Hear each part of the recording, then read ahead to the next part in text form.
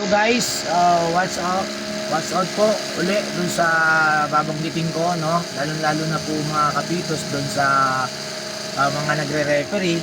Kapag pumito po tayo na nag-throw in, no? At bigla pong sumobra po dun sa binabanggit natin dun sa Article 17 natin na bullet number 6 na designated lang na 1 meter lang ang kailangan na niyang igalaw, no? Lalo na kapag hindi basket.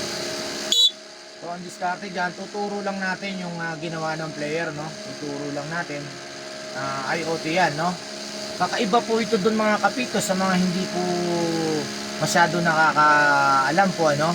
Na kapag nagkaroon naman po ng violation sa inside the playing court, yan naman po ay traveling according naman po doon sa Article 25 natin, no?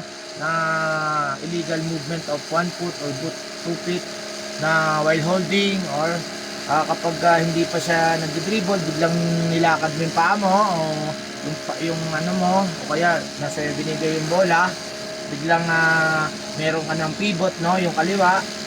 So pag yan ay ginalaw mo at di ka pa nagdi-dribble, traveling po tayo dyan.